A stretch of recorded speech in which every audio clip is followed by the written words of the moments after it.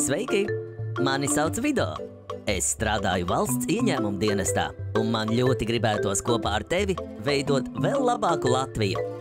Vai tu zini, kas ir nodokļi?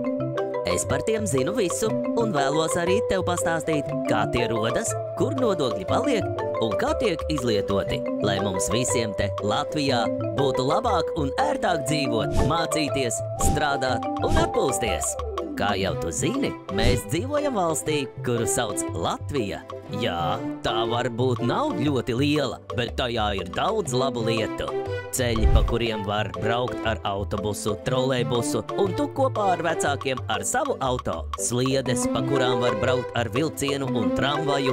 Skolas un bērnu dārzi, kur tu vari doties spēlēties, mācīties un satikt savus draugus.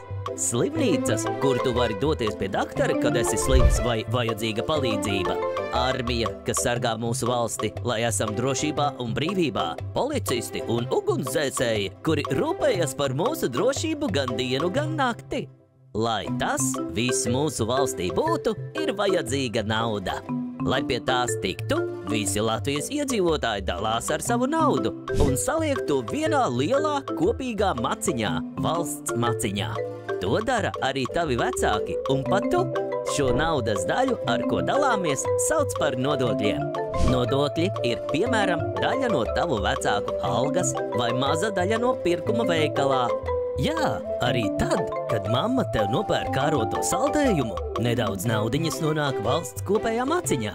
Cik daudz naudiņas no pirkuma ir nodokļi, tu vari redzēt pirkuma čekā. Skaties!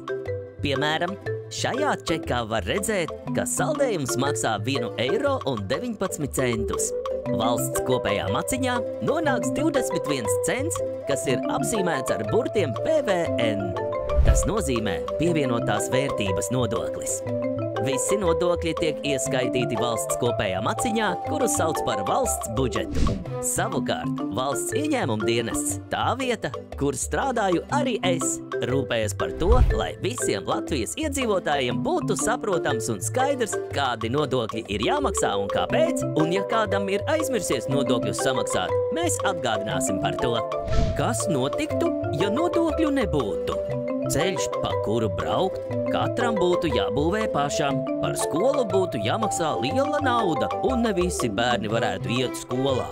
Arī dakteri būtu ļoti dārgi, un pat bērniem par tiem būtu jāmaksā. Armijas, policijas un ugunsdzēsēju visticamāk mums vispār nebūtu. Nebūtu arī neviena, kas pilsētā savāc atkritumus vai rūpējas par to, lai mēs veikalos varētu nopirkt kvalitatīvas preces un pārtiku. To visu kopā varētu nosaukt par lielu nekārtību. Vai tu gribētu dzīvot tādā Latvijā, kurā valda šāda nekārtība? Es noteikti nē. Tādēļ es rūpējos par nodokļiem, un to vari darīt arī tu. Veidosim mūsu Latviju skaistāku, drošāku un labāku kopā!